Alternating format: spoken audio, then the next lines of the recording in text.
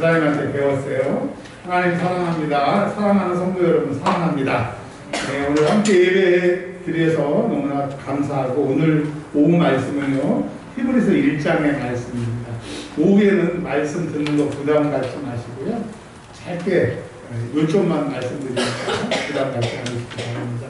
히브리서 1장의 말씀 1장 14절 길지 않은 말씀인데요. 1장 1절과 2절, 4절 세 절만 집사님 공독해 주시겠습니다. 히브리서 1장 1절, 2절, 4절. 히브리서는 제가 가지고 있는 신약성경 353년에 있습니다. 읽어주세요. 옛적의 선지자들을 통하여 여러 부분과 여러 모양으로 우리 조상들에게 말씀하신 하나님이 이 모든 날 마지막에는 아들을 통하여 우리에게 말씀하셨으니 이 아들을 만유의 상속자로 세우시고 또 그로 말미암아 모든 세계를 지으셨느니라. 4절 그가 천사보다 훨씬 뛰어남은 그들보다 더욱 아름다운 이름을 기업으로 얻으심이니 아멘. 아멘. 예. 1절, 2절 그리고 4절. 아유, 똑똑하게 잘 읽어주세요. 아니, 한국에서 드린 말씀이고 구약 성경에 보면 우리가 창세기를 읽습니다. 참 재미있게 읽고요. 출애굽기를 읽으면서 은혜를 엄청 받습니다. 그러다가 이제 레위기를 읽다가 시험에 들고 포기를 하고 그러다가 내년에도 다시 창세기를 또 은혜스럽게 읽고 출애굽기에 또다시 한번 은혜를 받고 레위기의 수렁에 빠져서 또 구약 성경이 멈춰지는 곳이 레위기입니다. 우리 어렸을 때 노래 즐겁게 춤을 추다가 그대로 멈춰라. 모든 성경을 읽는 성도들이 레위기에서 그대로 멈춰 있는데 레위기가 왜 이렇게 어려울까? 일단 어렵고 두 번째는 읽어도 이해가 안 되고 이해도 안 되고 어려우니까 레위기를 깊이 한 경향이 있습니다. 그리고 그렇다고 하면 레위기가 정말 불필요하고 어렵고 그런 내용이냐? 아니요. 레위기 어렵지 않습니다. 이것만 아시면 레위기 쉬워요. 성경은 그러니까 레위기는 뭘 얘기를 하느냐? 예수를 얘기합니다. 그리고 레위기는 뭘 얘기하느냐? 예배를 얘기합니다. 이 두 개만 알게 되면 요거를 이렇게 설명하는구나 알 수가 있게 됩니다. 자, 이제 구약을 다 마치고 이제 신약 성경은 마태복음부터 수월하게 읽습니다. 쭉 읽고요.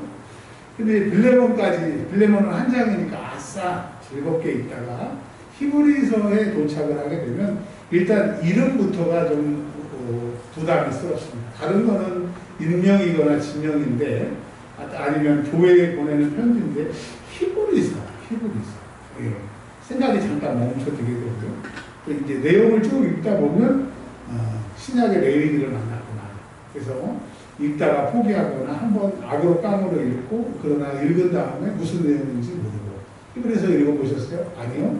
히브리서 읽어보셨어요? 네. 무슨 내용이에요? 좋은 내용입니다. 이렇게 넘어가는 경우가 히브리서입니다.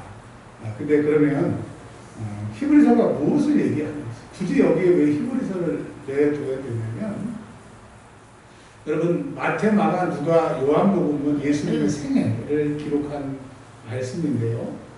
마태복음은 이스라엘 하나님을 믿었다가 예수 그리스도를 구세주로 고백하는 이스라엘 공동체에게 기록한 것이 마태복음입니다. 그래서 마태복음은 이스라엘 사람들 입장으로 기록이 되어 있기 때문에 이해가 아주 쉬워요.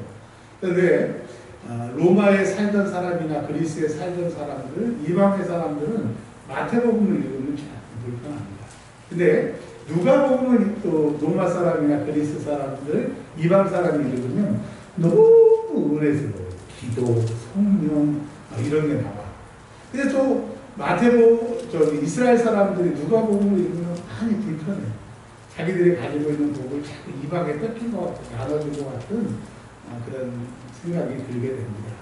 자, 그리고 이 히브리서는요, 특별히 이스라엘 배경에 있는 사람들이 읽으면 너무너무 좋은 거예요.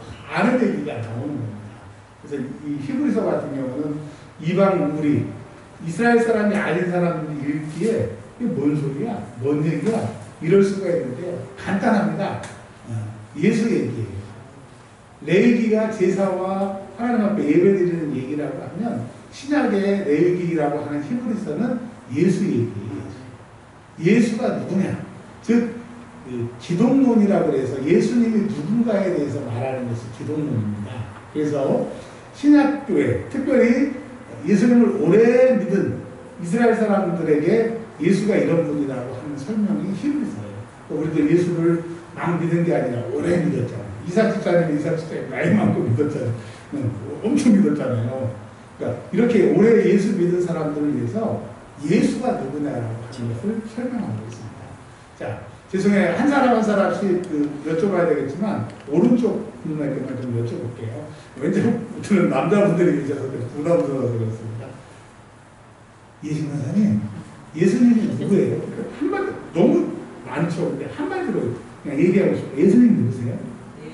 오, 자, 근데 예수를 오래 믿는 사람들에게 그 히브리서는 얘기를 하고 싶은 건데 이해신 권사님은 내 구주라는 거예요. 안정주 사님 이 상황을 표현할 수 없습니다. 예수가 누구예요? 하나님의 아들. 하나님 그리스도. 그리스도라고 하는 것은 구원자, 메시아. 근데 이스라엘 사람들은 그 메시아는 꼭 사람이어야만 해요.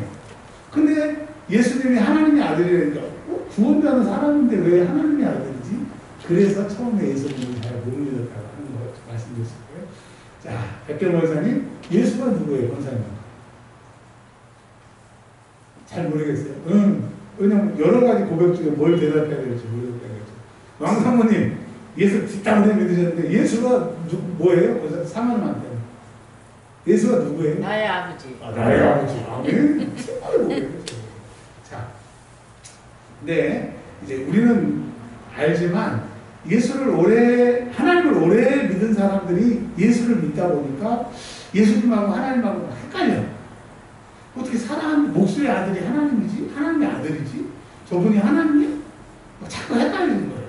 그래서 이제 예수를 오래 믿는 하나님을 오래 믿었던 이스라엘에게 예수님에 대해서 설명합니다. 1장은요, 천사와 예수님을 비교하는 거예요. 1장은 누구와 누구를 비교해요? 천사와 예수님. 그 당시에 천사 숭배가 만연했어요. 모든 나라에 천사가 우리로 말하면 귀신 숭배, 무당 숭배하는 것처럼 천사를 숭배하는 문화들이 그리스, 로마에 편연했기 때문에 예수님이 하나님이라고 하는 것을 잘 인정을 하고 싶지 않고 인간이 아닌데 그 중간 정도의 천사 정도구나라고 생각하는 예수 믿는 유대교에 있다가 예수 믿는 사람들 중에 천사 정도로 생각하는 사람들이 있어서 오늘 1장에 예수님과 천사를 비교합니다. 자, 먼저 천사에 대해서 말씀을 드릴게요. 여러분, 천사가 있다고 믿으세요? 안 믿으세요? 믿어요? 네. 사도행전에 보면 베드로가 감옥에 갇혔는데 그가 천사에 의해서 풀려났습니다. 베드로는 천사를 봤죠. 그리고 마가의 다락방에 문을 막 두드리니까 사람들이 기도하느라고 막 소리를 못 듣는 거예요. 근데 노대라고 하는 조그만 어린아이가 제가 마가의 다락방을 가보니까 큰 문에 요만한 옆으로 밀면 요만한 문이 이렇게 있더라고요. 이렇게 노대라는 아이가 혹시 로마 군인이라도 왔나? 이렇게 본 거예요. 그랬더니 베드로가 딱 서 있는 거예요. 지금 내일 죽기로 한 베드로가 요만한 문을 보니까 서 있으니 깜놀 안 놀래요. 대답 안 하면 제가 놀래요. 놀래는 거예요. 그래서 사람들한테 여러분 기도 잠깐 멈추세요. 기도하다 잠깐 멈추세요. 왜 기도를 멈추게? 베드로 선생님이 지금 문 앞에 있어요. 그랬더니 너 미쳤구나. 또 환상을 봤구나. 아니면 그의 천사를 봤구나라고 사도행전에 나와 있어요. 그러니까 그 당시 예수님의 제자들도 사람을 지키는 천사가 있다라고 하는 것을 믿고 알고 있었던 거예요. 여러분, 천사는 첫 번째 1장 7절에 그의 사역자들, 그는 하나님입니다. 하나님의 심부름꾼, 하나님의 일꾼이라고 합니다. 여러분, 기도하면 하나님께서 천사들을 보내셔서 여러분의 기도에 응답하시는 거예요. 내 기도를 들으시는 하나님, 내 기도에 반드시 응답하시는 하나님 앞에 기도하면 천사들이 분주한 거예요. 근데 여러분이 기도하지 않으면 여러분을 지키고 하나님 옆에 일하는 천사가 매일 서머 바케이션, 바캉스 늘 놀아. 월요일날 빨간 날, 화요일날 빨간 날, 수요일날 빨간 날, 목요일날 빨간 날, 금요일날 빨간 날, 토요일날 빨간 날, 일요일, 주일 빨간 날, 그리고 그 다음 월요일도 빨간 날 기도하지 아니하면 천사들이 계속 빨간 날이에요. 근데 천사들이 일 안 해서 좋다. 그게 아니라 그 사람들은 일을 하기 위해서 만들어졌기 때문에 천사들은 일을 하면 기쁘고 하나님의 일을 해서 그들이 즐거움을 얻게 되는데 우리가 기도하지 아니하면 천사들의 즐거움을 뺏고 하나님을 근심하게 하는 거고 우리에게 아무 일이 생기지 않기 때문에 여러분 기도해야 돼요. 그러니까 천사는 하나님의 사역자라고 얘기하는 거예요. 여러분 하나님의 사역자들과 우리를 지키는 천사들이 놀지 못하도록 그냥 그들이 일해야 즐거우니까 기도함으로 하나님께 아뢰므로 그들을 일하게 하는 사람들 되시길 바랍니다. 천사들이 많이 일해 줄수록 우리의 삶은 우리의 영육훈이 윤택해지는 거예요. 그런 삶을 사시길 주의 이름으로 축원합니다. 그 다음에요 14절 하나님의 천사들은 모든 천사들입니다.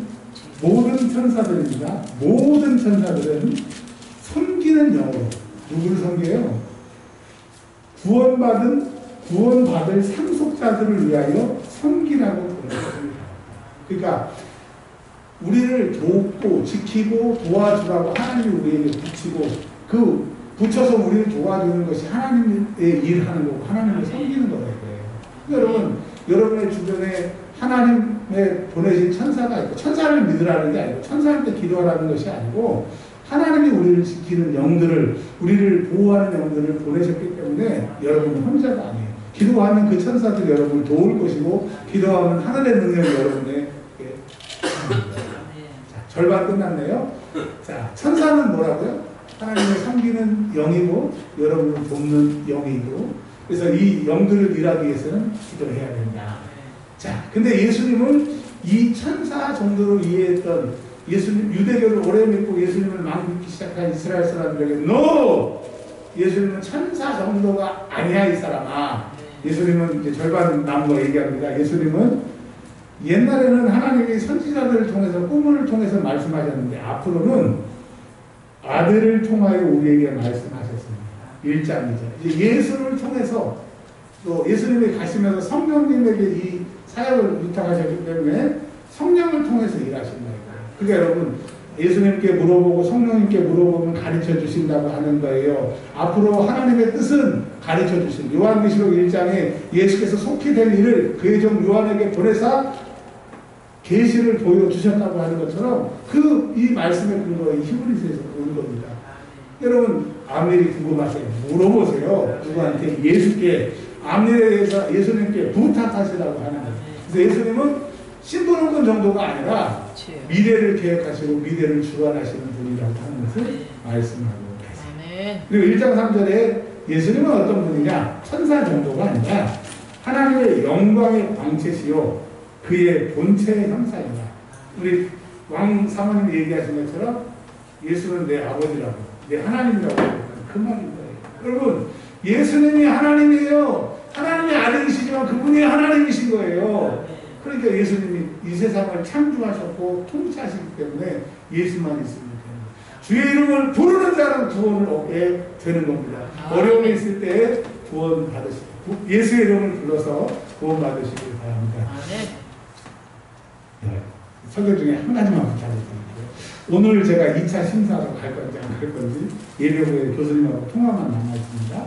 그리고 그것이 패스가 되면 6월 8일 4시에 마지막 심사가 있습니다. 기도해 주세요. 딱 좀 오늘 하고 내일 부탁을 좀 드리겠습니다. 그래야 제가 목회에 충실할 것 같아서 저는 불쌍해서 좀 기도해 주세요. 자, 그 다음에 이제 예수님은 어떤 분이시냐? 첫 번째, 앞으로의 일을 하나님께서 예수님에게 말씀하시고 앞으로의 일을 예수님이 말씀해 주시는 분이고 두 번째로는 그분이 곧 하나님이시라고 합니다. 자, 마지막에는요. 5절, 1장 5절 한번 보겠습니다. 1장 5절 시작. 하나님께서 어느 때에 천사 중에 누구에게 너는 내 아들이라 오늘 내가 너를 낳았다 하셨으며 또 다시 나는 그에게 아버지가 되고 그는 내 아들이 되리라 하셨느니라.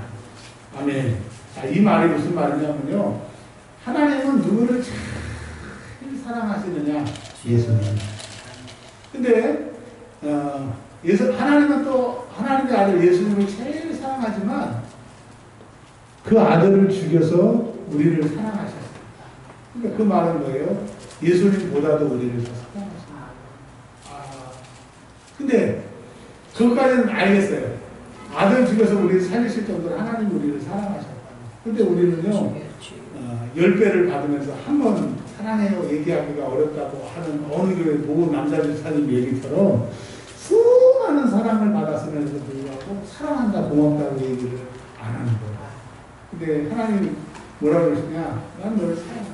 예수보다도 더 사랑한다. 그리고 하나님께서 예수님 보고 너 죽어라.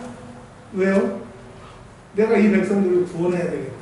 그러니까 예수님이 아니 세상에 나를 제일 사랑한다고 해놓고 나 죽고 저 사람 살리세요? 따지지 않으시고 도수장에 끌려가는 양처럼 우리를 위하여 말없이 죽으셨어요. 그 말없음은 아버지가 우리를 사랑하는 것에 동의고 예수님도 우리도 하나님처럼 사랑하신다고 하는 사랑의 고백인 거예요.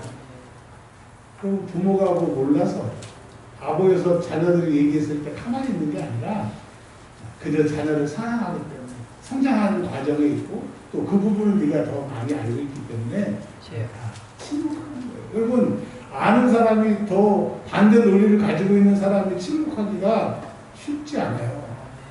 근데 사랑하기 때문에 입을 닫는 거예요. 여러분 그러니까 예수님이 침묵하시고 우리를 위해서 죽으셨다고 하는 것은 우리를 사랑하신다. 하나님만큼 우리를 사랑하신다.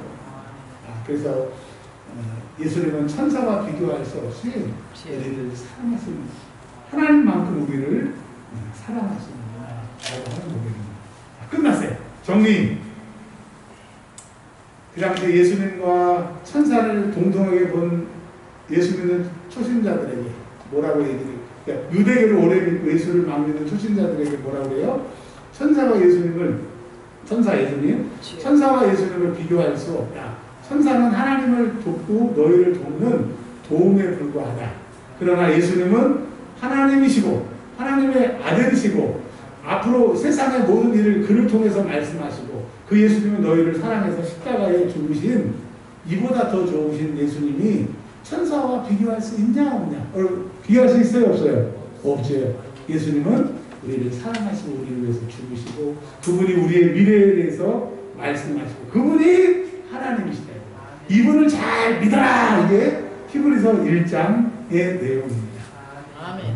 부탁드린 건 꼭 좀 기도해 주세요. 이제는 우리 예수 그리스도